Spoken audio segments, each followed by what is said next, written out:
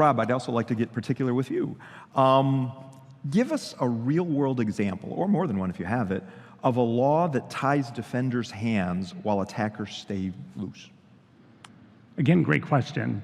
So we have GDPR, and again, a big privacy nut. I love it. But when you end up taking a look at some of the restrictions, for example, one organization has a phishing attack that is devastating, and maybe it potentially created a ransomware situation. If they wanted to share that email with another organization, it's essentially prevented to. Meanwhile, when you take a look at what the criminal elements are able to do, they're able to pass that email around saying, this is what we know worked.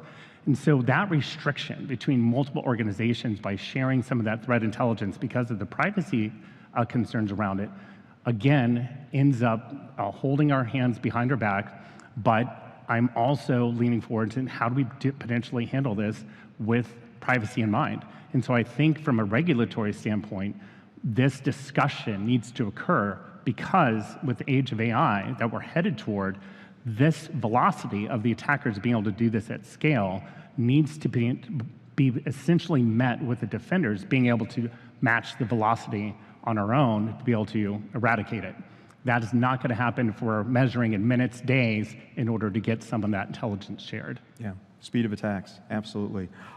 Rob, another question for you here. What's the single smartest tweak lawmakers could make tomorrow that would turbocharge defensive AI without gutting privacy? The answer is very specific. We need, within our regulation, our legal frameworks and so forth, setting up a cybersecurity safe harbor is what it comes down to.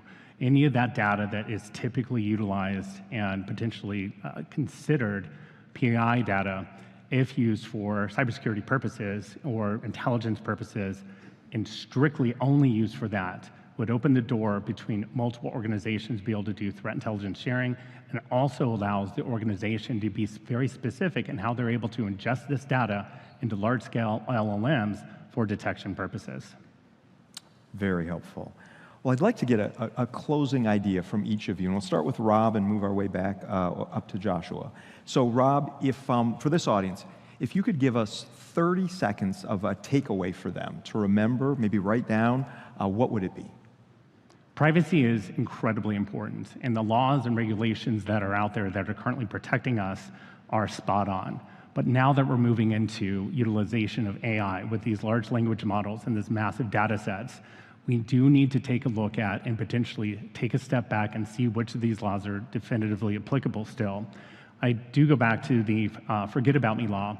It is theoretically impossible, once it's baked into an LLM, that you're going to be able to mathematically pull it out. Bottom line is you would have to literally retrain the entire model on the new data set. So lawmakers have said, well, what we'll do is just mask the output as it comes out. But that satisfies the lawyers. It does not satisfy the math. We need to rework our regulations with this stuff in mind.